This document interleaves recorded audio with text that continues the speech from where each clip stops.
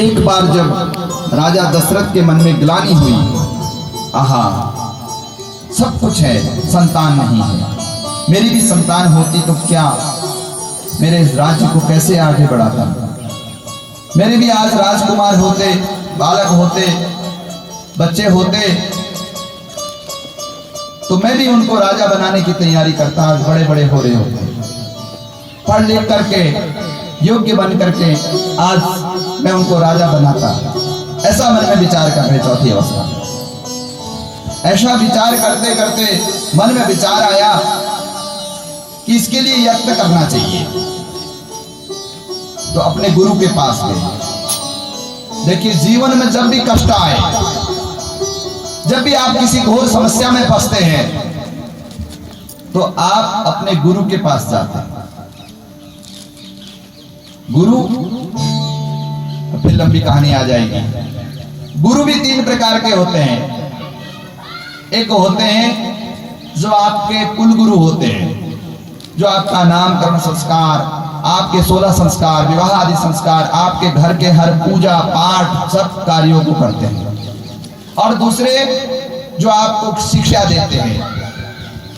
शिक्षा गुरु अनेक होते हैं। आप 5वीं तक पढ़ोगे, वहां के जो गुरु होंगे अलग होंगे।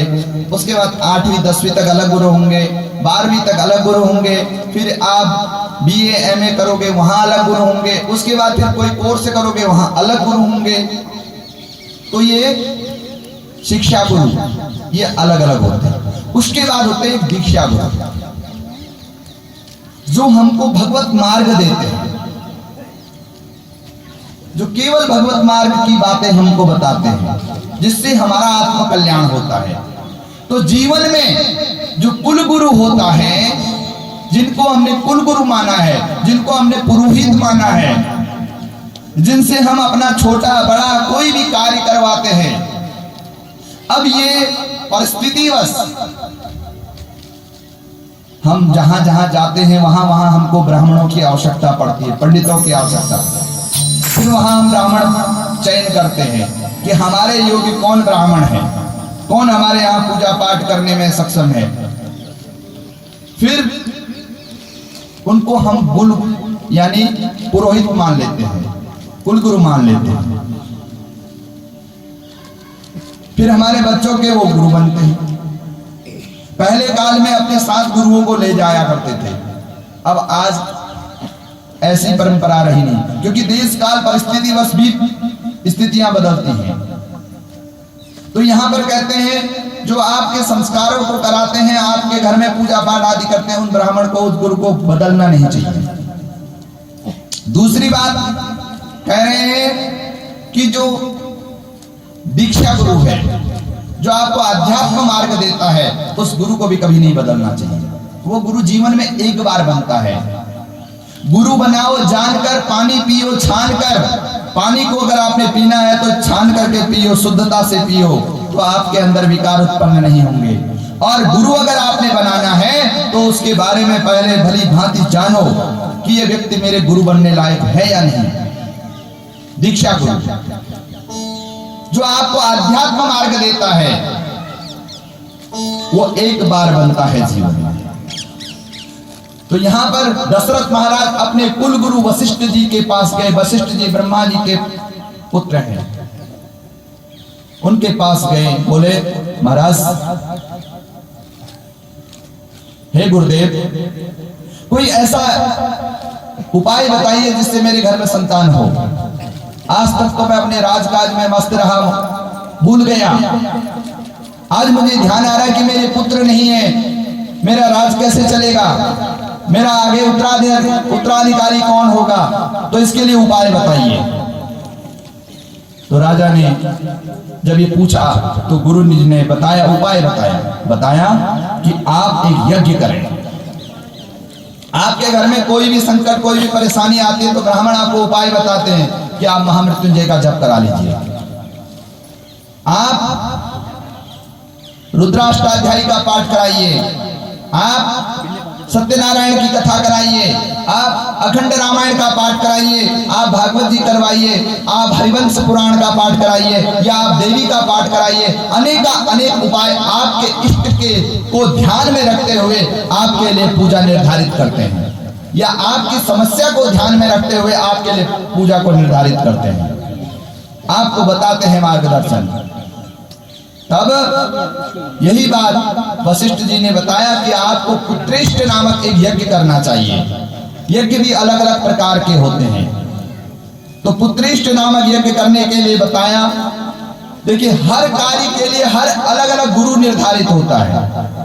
कथा कोई करने का कार्य है, पढ़े लिखे सब हैं, परंतु इसकी एक विधा है, इसकी तकनीक कह सकते हैं। हर कोई कथा नहीं कर सकता है। अच्छा खासा ज्ञानी आदमी को मंच पे बिठा दीजिए, 2 शब्द बोलने पर तीसरे शब्द में लड़खड़ाने लगेगा, समझ में नहीं आएगा बोलूं क्या, कहां से पकड़ूं, कहां उठाऊं। जबकि ज्ञानी है, पुस्तक पढ़ना जानता है, सब कुछ जानता है, पर समाज को देखकर या घबरा जाएगा या कुछ हो जाएगा, नहीं बोल पाएगा। ये विधा हर किसी के अंदर नहीं होती है। तो हमें कथा कराने के लिए ऐसे गुरु का चयन करना पड़ता है, कथावाचक को ढूंढना पड़ता है। वैसे यज्ञ कराने के लिए यज्ञ का एक ब्राह्मण, एक आचार्य, जिसको यज्ञ के विधान का पता है, जप कराने के लिए जो उस जप को अनुष्ठान को करने वाला ब्राह्मण है, उसका हमें ध्यान रखना पड़ता है, उसी को निर्धारित करना पड़ता है। तो यहां पर वशिष्ठ महाराज ने आदेश दिया कि आप पुत्रेष्ट यज्ञ करें। विमांडक ऋषि के पुत्र हैं श्रृंगी, उनको बुलाएं और श्रृंगी ऋषि के साथ मिल करके उनके यज्ञ के आचार्यत्व में आप यज्ञ करें। तो उसके बाद यहाँ राजा दशरथ की एक कन्या है, एक कथा आती है एक जगह, क्योंकि अनेक रामायण है, अलग अलग रामायण नाम की एक कन्या है उनकी। उन्होंने उस कन्या के साथ श्रृंगी ऋषि का विवाह किया, और श्रृंगी ऋषि के द्वारा जब उनको घर अपना जवाई बना लिया, तब जवाई पूजनीय होता है, जैसे हमने कल कहा था, शास्त्र कहता है। यानी कि श्रृंगी ऋषि यज्ञ करने में, पुत्रेष्ट यज्ञ करने में दक्ष हैं, तो उनको बुलाया और उनके द्वारा पुत्रेष्ट यज्ञ कराया। और उस यज्ञ के भाग से जो चरु, जो खीर पायस उसमें आहुति दी, उस खीर, उस पायस का अर्ध भाग लेकर के उसके 4 हिस्से करके 3 हिस्से करे, और उन 3 हिस्सों को तीनों में बांट दिया। 3 रानियां हैं राजा दशरथ की, उन तीनों में जैसे बांटा, तो उसके बाद एक हिस्से को एक पक्षी उड़ा करके ले गया, छीन करके ले गया। उससे कहते हैं कि आगे चल करके वो हनुमान जी का रूप धारण हुआ उस खीर से। और 2 हिस्से थे, दोनों हिस्सों में से थोड़ा थोड़ा कौशल्या ने और कैकेयी ने सुमित्रा को दे दिया, 2 हिस्से, अपना आधा आधा हिस्सा। तो वहां से सुमित्रा से 2 पुत्र उत्पन्न हुए, कौशल्या से राम उत्पन्न हुए, कैकेयी से भरत उत्पन्न हुए, और सुमित्रा से लक्ष्मण और शत्रुघ्न नामक 2 पुत्र उत्पन्न हुए। तो इस प्रकार से वशिष्ठ जी के द्वारा यज्ञ किया गया, और यज्ञ से राजा दशरथ के यहाँ पुत्र उत्पन्न हुए, यानी प्रकट हुए। और आइए, हम भी, समय हो चुका है, बड़ा ही समय बढ़ता जा रहा है, बढ़ता जा रहा है। तो आजकल जाड़ों के दिन है, ठंड के दिन है,